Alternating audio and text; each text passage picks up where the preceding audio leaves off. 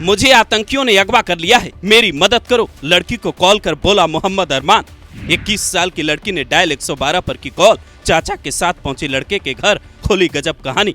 बिहार का मोहम्मद अरमान कौन, जिसे अभी पुलिस ढूंढ रही, फिर सेना भी कर सकती है पूछताछ।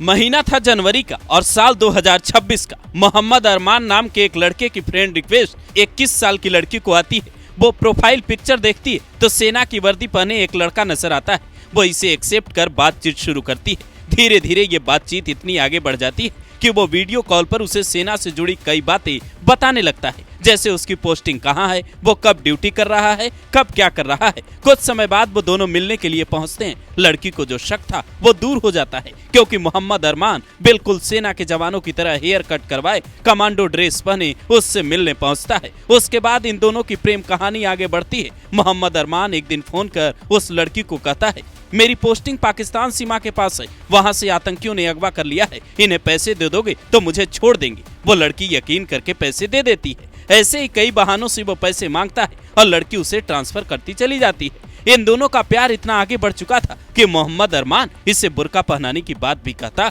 तो शायद ये लड़की इनकार नहीं कर पाती। लेकिन एक दिन उसे ऐसी जानकारी मिलती है जो उसके होश उड़ा देने वाली थी। उसे पता चलता है मोहम्मद अरमान का पहले ही निकाह हो चुका है। वो सेना में नहीं बल्कि साइकिल की दुकान पर पंचर बनाने का काम करता है। इतना सुनते ही लड़की के होश फाख्ता हो जाते हैं। उसे धोखे का एहसास होता है, पर वो अब भी यकीन करने को तैयार नहीं थी। इसीलिए अपनी माँ और चाचा को लेकर मोहम्मद अरमान के घर पहुंचती है। बिहार के मुजफ्फरपुर जिले के सकरा थाना क्षेत्र का पता उसके पास था, जहां पहुंचते ही ये सारी बातें उसे सच समझ आने लगती है, जिसका विरोध जब वो करती तो वीडियो कॉल पर प्यार दिखाने वाला मोहम्मद अरमान उस पर हाथ उठाने लगता है। उसके खिलाफ जाति सूचक शब्दों का इस्तेमाल करता है और सीधा कहता है, यहाँ से चली जाओ, नहीं तो यही जमीन के 2.5 फीट नीचे मिलोगी।